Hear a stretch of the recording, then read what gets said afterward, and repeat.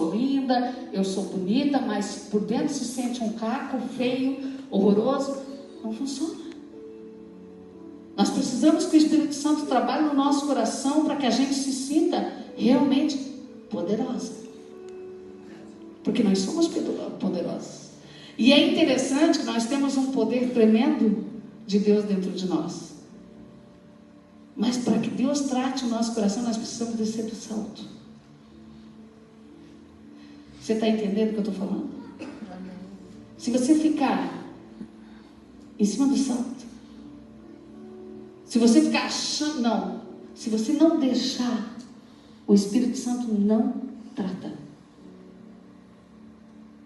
Se você achar que você não precisa, ou se você ficar com vergonha de chorar, de gritar, de clamar, se você sentir vergonha e se segurar, porque tem alguém do teu lado, ou porque você está num ambiente, não, mas o Espírito Santo não te trata. Eu conheço uma senhora que tem 86 anos. Olha que eu já tentei ministrar curando aquela mulher. E aí ela diz, por que eu estou viva ainda? Tem hora que ela diz que ela quer morrer.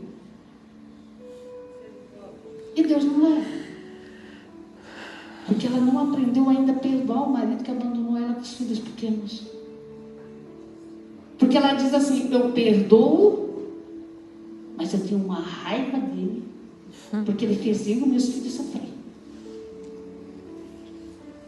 E a pessoa que não libera perdão, a minha mãe, ela tinha esquizofrenia, porque ela, eu não estou falando da mesma pessoa, mas é praticamente a mesma situação, porque ela não liberava perdão para o meu pai.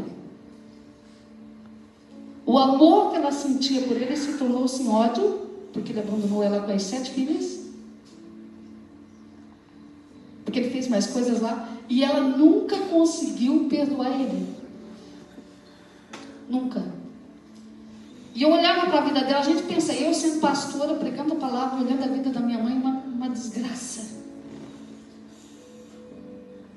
E eu apanhei da minha mãe, porque ela lançava. A pessoa esquizofrênica, você sabe que ela sai fora de si, até eu vim para Jesus. Quando eu vim para Jesus, ela chegava na minha frente, ficava num vermelhão e corria da minha presença.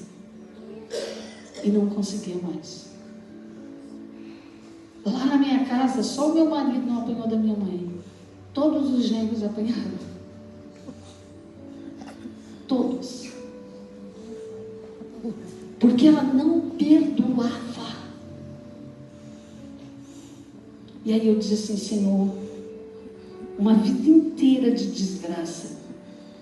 Uma vida inteira. E a minha mãe era uma mulher muito inteligente, ela também era professora. Mas ao mesmo tempo guardava muita mágoa.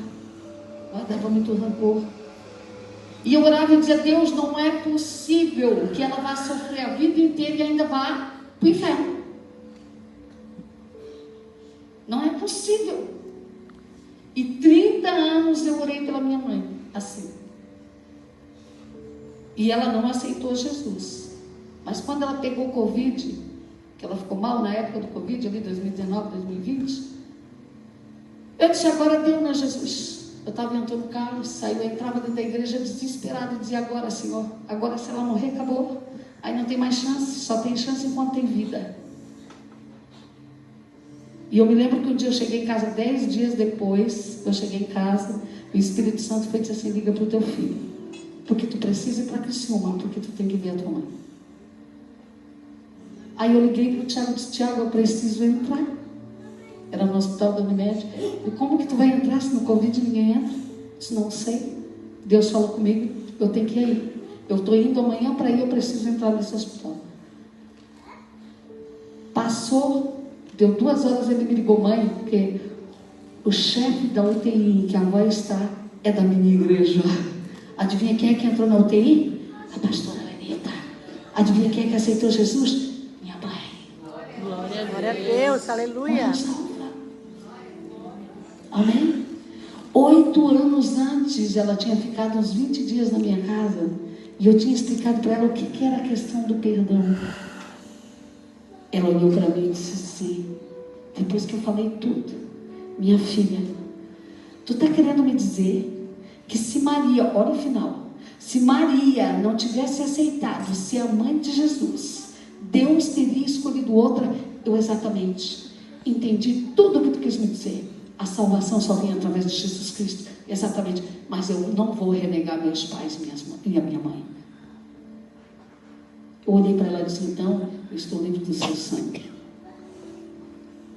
8 anos depois, ela não morreu enquanto eu não cheguei para oferecer Jesus para ela. E ela, quando eu ofereci Jesus, que ela aceitou, ela começou a chorar, mas quando eu entrei, eu me apavorei, porque ela respirava muito forte, ela estava cega. E aí, no que eu me assustei, Deus falou comigo e disse, te acalma. Aí eu me tranquilizei. Quando eu ofereci Jesus, a respiração dela, ela começou a chorar, a respiração dela acalmou. A enfermeira olhou para mim, o que é que a senhora fez? Eu olhei para ela, nada. O que é que a senhora fez? Eu não fiz nada. Não, a senhora fez alguma coisa. Essa mulher não ia. Essa mulher não aceitava morrer. O que é que a senhora fez? Moça, eu sou cristã, eu ofereci Jesus para ela. Ah, então a senhora fez alguma coisa? Mas se eu não tivesse perdoado a minha mãe? Gente, eu apanhava, não era tapinha. Até um bujão de gás uma vez ela jogou em mim. Eu não sei como é que não quebrava o osso, porque hoje em dia qualquer coisinha quebra o osso, né? Eu acho que era por causa do aipim, da farinha de milho que a gente comia, do leite direto da vaca, da banana direto do pé. E quando eu vim para a igreja, quando falava em demônio, a imagem que vinha na minha mente era minha mãe e meu pai.